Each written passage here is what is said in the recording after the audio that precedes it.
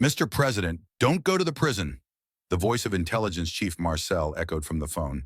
Ibrahim Traore had already set out with his convoy toward Bobo Dioulasso prison. Information has reached us that there's an assassination plot against you inside.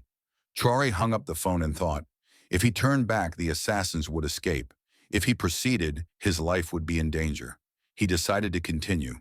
He would catch these traitors himself. At the prison gates, the tense gazes of the guards greeted him. There was something strange, an unusual expression on all their faces. Traore checked his gun, felt that the safety was off, and stepped inside. "Take me to the locked cells," he said calmly. "I want to see everything today." Prison Director Andre Ouedraogo greeted Traore with hesitant steps. "Mr. President, we weren't prepared for your visit. The security measures for inspection—" Traore cut him off. "Surprise inspections are precisely meant to catch one unprepared, Director Ouedraogo. Don't worry, I'll just be taking a general tour today." The director cleared his throat. "Of course, Mr. President. I'll personally escort you around the prison." "No," said Traore. "I don't want administrative personnel. I want operational staff. I want Chief Guard Diallo to show me around." The concern on Director Ouedraogo's face became even more apparent. "But Chief Guard Diallo is off duty today, Mr. President." "Then his assistant, what was his name?" "Mathieu Konaté." The director reluctantly nodded and called Konaté on the radio. Traore glanced at his security team. He had only 3 guards. It hadn't been possible to bring more armed protection because of the strict security measures for entering. Phones, weapons, and communication equipment, except the president's, had to be left outside. Guard Konaté was a middle-aged, thin man. When he arrived, he appeared overly respectful. "Mr. President, it's a great honor for me to show you our prison." Traore looked carefully into the man's eyes. "Take me to the high-security sections first. I want to see Block D." Konaté froze. "Block D? That's where the most dangerous prisoners are, Mr. President. It might not be very suitable for a visit today." "That's exactly why I want to see it," said Traore, increasing the authority in his tone. "Is there a problem, Guard Konaté?" "No, of course not, Mr. President." Traore and his small team began to advance through the prison corridors. The corridors were gray, cold, and gloomy. There was no trace of the hot African sun here. At every door they passed, guards first tensed, then hurriedly saluted. "You never let go of the radio," said Traore suddenly, pointing to the radio in Konaté's hand. "Standard protocol, Mr. President, for emergencies." "I see. Emergencies or signals?" Konaté nervously coughed but didn't answer. Traore looked at one of his guards and slightly winked. As the guard was leaning forward to speak on the radio, the guard suddenly lunged and grabbed the radio from his hand. "Hey!" Konaté shouted. "What are you doing?" Traore signaled his guard to examine the radio. His guard pressed a small button on the side of the radio, a button that wouldn't normally be found on a radio. Instantly, a small signal transmitter device fell out from inside the radio. "Interesting radio, Konaté," said Traore. "I wonder what this signal transmitter is for. To report our location to someone?" The guard's face turned white. Mr. President, this is just internal prison communication." "Don't lie. This device is for telling someone where I am, isn't it? What was planned to happen when we entered Block D?" Konaté began to tremble. "Please, Mr. President, they threatened me. My family. I had to do it." Who threatened you?" "To the French and Director Ouedraogo." Traore's eyes darkened. His worst fear had come true. In a prison under his own government's control, there was a dark conspiracy directed from outside. What exactly was going to happen in Block D? "Tell me the truth, or you'll find yourself among the inmates." Konaté collapsed to the ground. "When you entered Block D, Central Control would lock the doors. Inside there's a former Special Forces member, Henri Kabila. They brought him here specifically last week. Kabila was going to neutralize your guards and take you hostage. Then you would be shot and killed. They would say you died during a riot." Traore took a deep breath. "Do other guards know about this too?" "No, just the director and me. The others just think it's a strange inspection." Traore nodded. "How do we get out of here?" "You can't, Mr. President. The main gates are already locked. The director has probably already told your security forces outside that there's a security threat inside." Just then, an alarm sounded in the distance. Traore quickly turned to his guards. Keep your weapons ready. The main corridor lights suddenly went out, and only emergency lights remained on. A voice came from the radio. Attention! Security breach throughout the prison. All personnel implement Protocol Alpha 3. This is not a drill. I repeat, this is not a drill. What does Alpha 3 mean? Traore asked Konate. The guard swallowed fearfully. Prisoner riot protocol. All cells are automatically locked and the special cells in Block D are opened. Traore and his team were trapped in the corridor where they were. Moving forward would take them directly to Block D, exactly where the assassins wanted them. Going back would require passing through doors that were already locked. There must be a way out, said Traore. Think of another route, Konate. The guard thought in panic. There are service corridors, emergency exits for staff, but they're kept locked, and the keys are with Director Ouedraogo. Anything else? There's an exit from the kitchen area, but we need to pass through 3 security doors to get there. Traore took out his phone from his pocket and quickly sent a message. I've informed the security chief outside the prison. They're aware of the situation. They know there's no riot inside, but it will take time for them to get in. Footsteps were heard running from a distance. They must be coming, said one of the guards. Traore grabbed Konate. Take us to the kitchen, now. The group of 5, Traore, 3 guards, and their reluctant guide Konate, took a side corridor. They were running in a reddish dimness under the emergency lights. To the right, Konate whispered. We should go through this door and reach the stairs going down.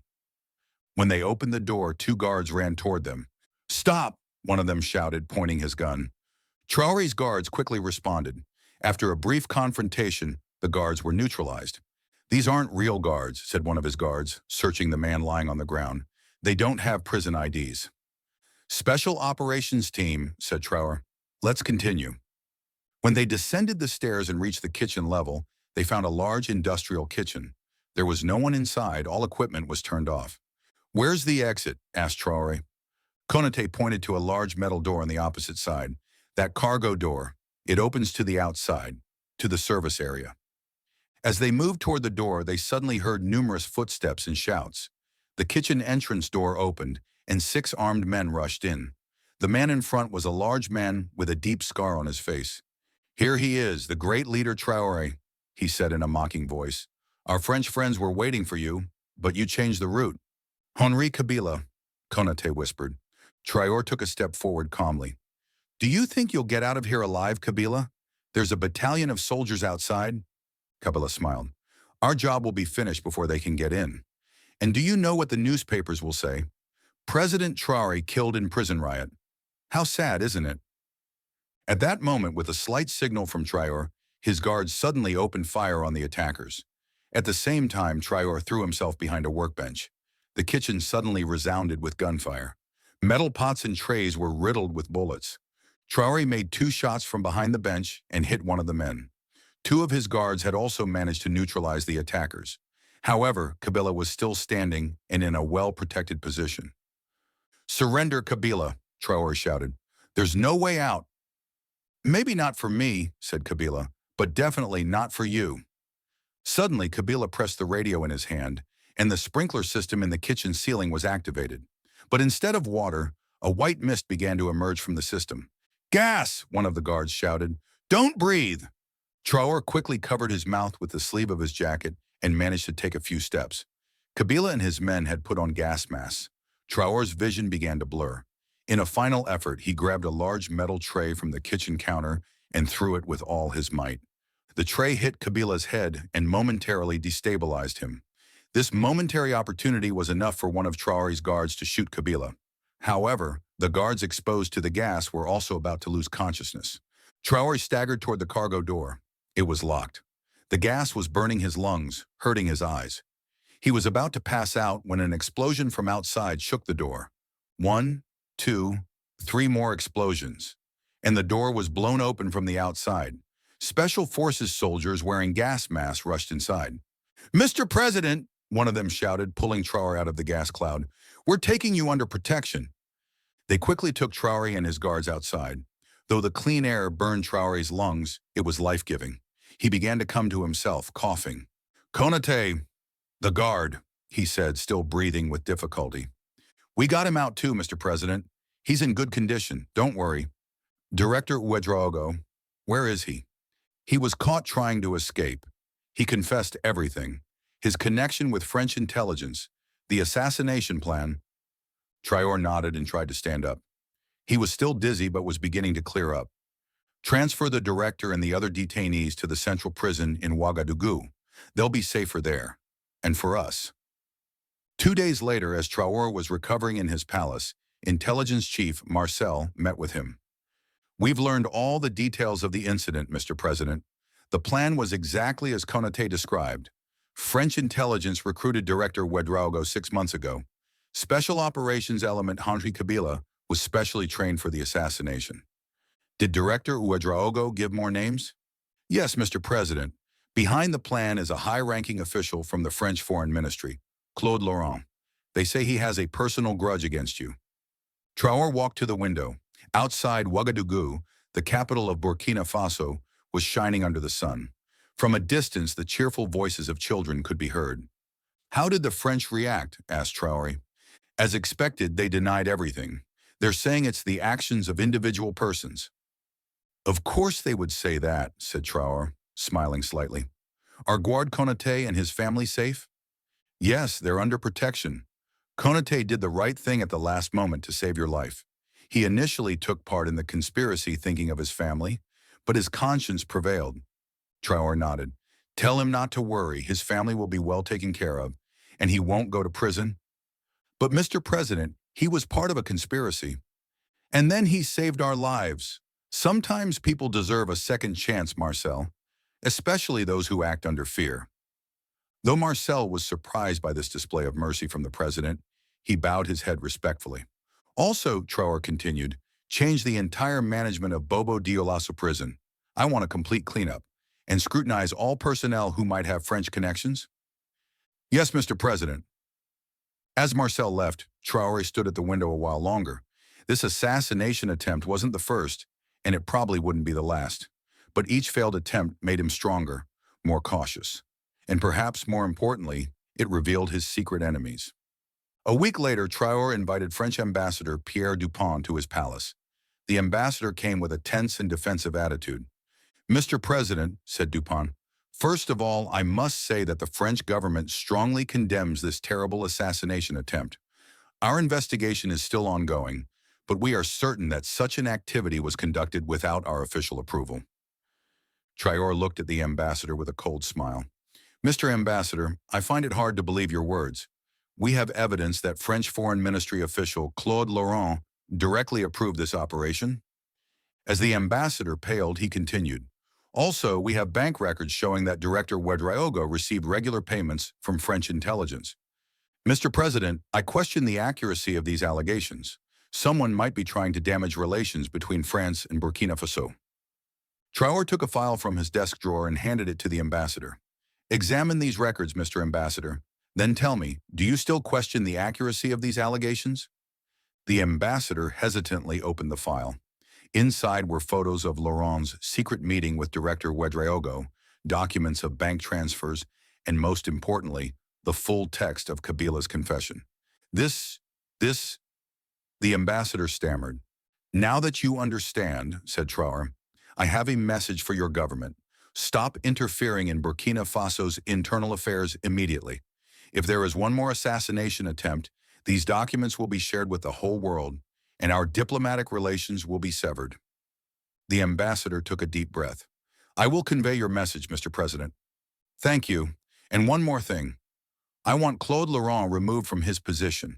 If this person remains in office, we will interpret this as France still intending to destabilize Burkina Faso.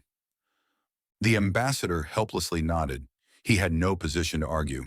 That evening, as Traore was working with his assistant Marcel, a new report came. Mr. President, the French Foreign Ministry has made an announcement. Claude Laurent has resigned from his position for personal reasons. Traore smiled slightly. This shows that France is taking a step back, at least for now. Still, I don't think you're completely safe, Mr. President. France doesn't easily give up its influence in Africa. I know, Marcel, but each failed attempt weakens them further. and it shows our people that it's possible to protect our independence. Marcel nodded. What will happen to Guard Konate? His security is still concerning. Give him and his family new identities and a new home in a remote town. He risked his life to do the right thing. We should reward that. And Bobo Dioulasso prison? Completely restructure it. Establish a new management and examine all personnel.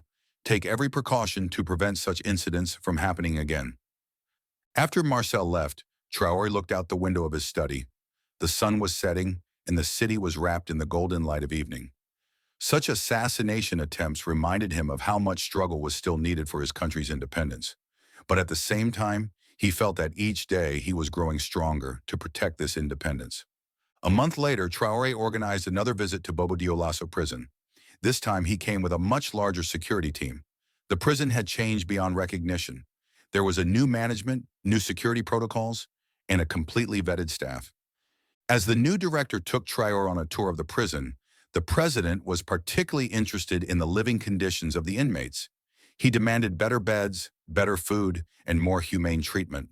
Criminals are human too, Director, said Traore. And if they are not treated humanely, prisons only turn into schools of crime. Understood, Mr. President, said the new director respectfully. All your requests will be fulfilled. At the end of the tour, Traore stood in front of the cell where Kabila, who had once attempted to take his life, was being held. Inside, the man who was once a dangerous assassin now looked wounded and defeated. You tried to kill me, Kabila, said Traore calmly, but I don't harbor hatred for you. I'm angry at the system that uses people like you, that brought you to this situation. Kabila looked at Traore in surprise. Why are you visiting me? To show your power? Number, to give you a chance. You will serve your sentence, but not in inhumane conditions here.